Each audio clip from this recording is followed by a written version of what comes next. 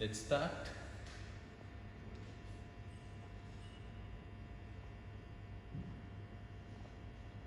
Now this is the skull cap. So this is the skull cap, this is the nose, so this must be your mouth. So somewhere here you should have your palate. So at the level of the palate, the skull cap should end and the base should begin. So your base should be somewhere here. And after that it's your neck.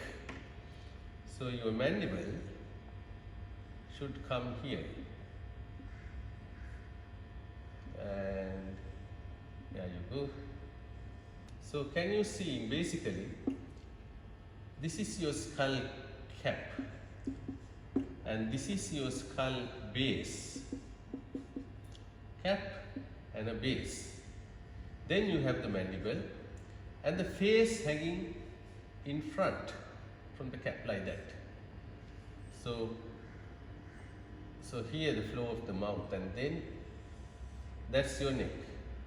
And here you can feel a small bony part is called mastoid process. Mastoid process. You can feel it in your own body. And this part is, this is the mandible. This part is called the angle of the mandible. And this is the body and the ramus. Let us learn those things later. If you open your mouth and if you shoot from the mouth, the bullet will go through what? Should go through this part. So the skull ends here. So after that, what do you get here? That's the atlas vertebra. That's the first cervical vertebra. And then you have the axis vertebra.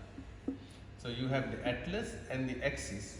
So basically your bullet should go through atlas and the axis. At that level, what do you think the soft tissue, you get the important soft tissue? Well, that's the spinal cord. And what part of the spinal cord is here? It's the medulla oblongata. All your vital centers are there, the medulla oblongata.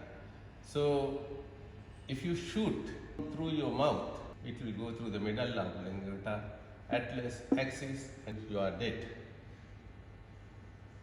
In clinical practice, you don't shoot bullets, you shoot X-rays. So if you do an X-ray, open mouth view, the rays will go through the atlas and the axis vertebrae and atlantoaxial joint. This is used to find out whether there are fractures involved in the atlas and axis region. This was done in pre-CT and the pre-MRI era, where we didn't have those facilities. But what a good anatomical basis, isn't it? When you open the mouth and shoot X-rays, it goes through this. So open mouth view of the X-ray was done at that time, just to find out the fractures around this area.